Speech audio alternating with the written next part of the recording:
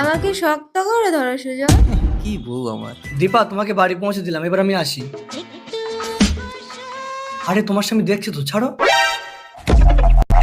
দাঁড়াও, কাল দলের রাতে সারা রাত কোথায় ছিলে? সুজয়ের বাড়ি। লজ্জা করে না বাড়িতে স্বামী সন্তান রেখে পরপুরুষের সাথে রাত কাটাতে? এই শোনো, সুজয় আমার বন্ধু, আর তুমি বন্ধুর সাথে আমাকে সন্দেহ করছো? ছি। এই বিজয়, কি হলো, ডাকছো কেন?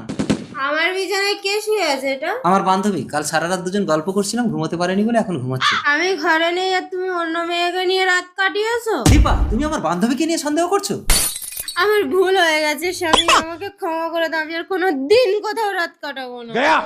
এই বোন, এই পাখি, তোর বৌদি নেশায় ঘুমিয়ে পড়েছে, ওঠ, এই পাখি পালিয়ে যা, ওঠ ওঠ। বোন, তুই আমার সংসারটাকে বাঁচালি। দাদা, আমি তো তোর ছেলেকে নিয়ে কাল রাতে তোর ঘরে ছিলাম, তুই কাল রাতে কোথায় ছিলি? কাল রাতে আমি মাসির বাড়ি ছিলাম। কিন্তু আমার স্বামী না এসব বিশ্বাস করবে না, আমাকে সন্দেহ করে। আরে কাল রাতে তোর বৌদি বাড়ি ছিল না, তোর বর